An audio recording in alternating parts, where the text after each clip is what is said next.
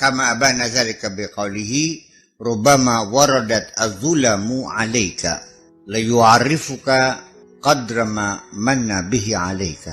Terkadang kezaliman-kezaliman menghampiri dirimu. Artinya bahwa terkadang kamu banyak berbuat zalim. Kamu didorong untuk banyak berbuat kezaliman-kezaliman. Liyu'arrifaka qadra ma manna bihi 'alaika.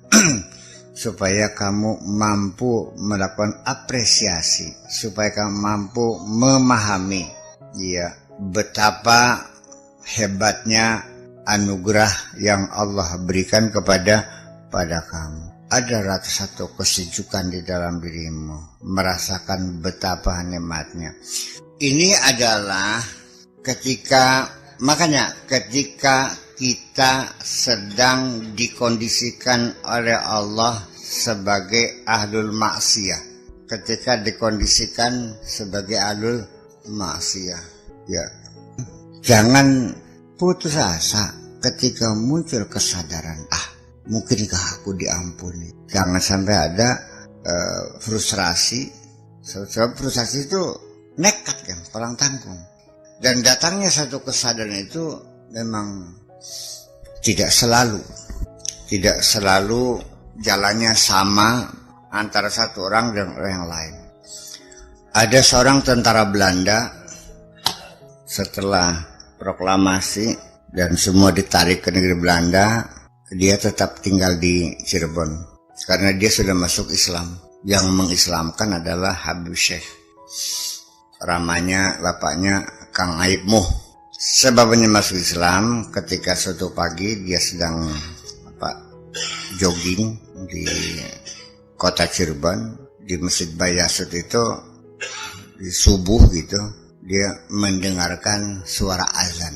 Di situ denyut, nadinya berdenyut, aneh.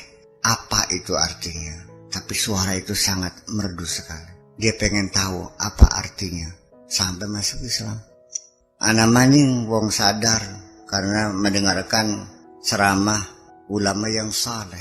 Ada lagi sehabis nonton wayang. Ada lagi kena penyakit. Iya, kena penyakit AIDS, HIV. Iya, di ultimatum mati 3 tahun lagi. Dan dia bertobat. Setelah diampuni, Allah kasihkan kemujizatan, akhirnya sembuh. Iya. Ya artinya kalau dihitung nggak bisa dihitung nih. Artinya bahwa tidak bisa disebutkan satu persatu. Kenapa? Karena ya sangat berbeda pengalaman satu dengan orang yang lain. Atau juga ada lagi yang karena setelah jatuh miskin dia baru tersadar. Setelah nggak punya apa-apa, baru dia merasa sendirian.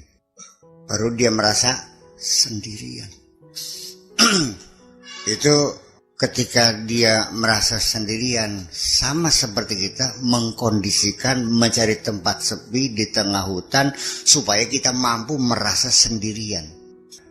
Itu perlu salah satu kondisi yang memungkinkan kita memahami, mendapatkan intuisi, mendapatkan ilham, mendapatkan hidayah, itu pada saat-saat kita kesendirian. Dan ini yang paling terbanyak. Iya, ya setelah sakit ya dia ditinggalkan orang, pada takut semua ketularan, terisolir ya kan, tinggal di shelter, ya kan, yang orang nggak mau nemuinya. Dalam kesini itulah dia menemukan dirinya itu. Semua para nabi, para rasul dan orang-orang yang mengukir sejarah dengan tinta emas mendapatkan intuisinya pada saat mereka sendirian. Di mana sendiriannya? Siddhartha Gautama di tengah hutan, Nabi Khidir di lautan, Nabi Musa sendirian di Gunung Tursina, Nabi Ibrahim sendirian di padang pasir, Nabi Muhammad sendirian di dalam Gua Hiro. Kenapa kita tidak curhat saja kepada Allah dalam kesendirian itu? Iya, karena manusia itu kalau masih ada temennya masih goblok, baru mulai cerdas ketika dia sendirian. Iya, nanti setelah kita terbiasa sendirian, kita lebih suka sendirian. Itu yang menjadi hal yang perlu kita hayati. Nah, ketika kita sudah sadar betapa lama-lama akhirnya belikikin dalam benusaku. Perasaan seperti itu pernah terjadi pada diri saya, sehingga saya meninggalkan ya masyarakat manusia. Saya ingin tinggal sendirian di hutan saja.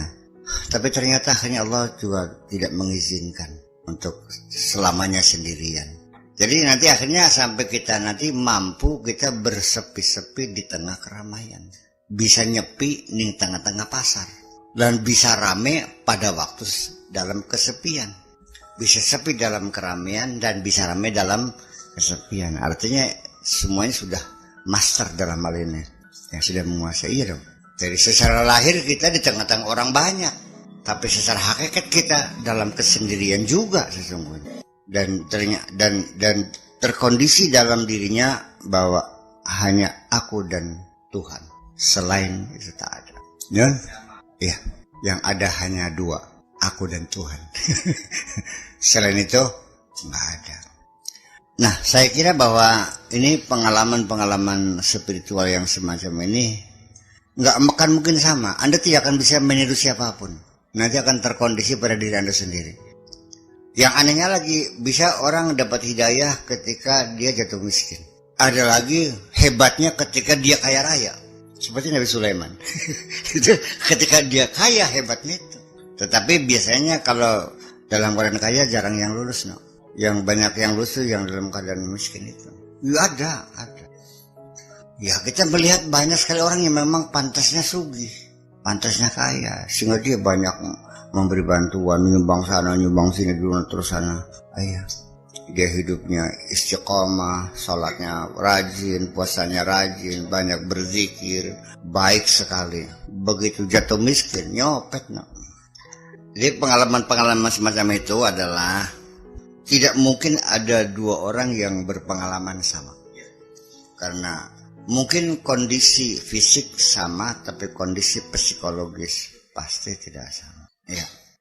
Dengan usia yang berbeda, dengan tingkat pengetahuan yang berbeda, dengan dimensi sosial yang berbeda, dimensi politik berbeda, dimensi ekonomi berbeda, dimensi pengalaman berbeda, semuanya akan berbeda. Ya, dan tidak ada orang itu pangkatnya sama. Dalam kewalian nggak ada dua orang wali yang pangkatnya sama. Wa fawqa kulli dzi ilmin alim, ada pangkat-pangkatnya.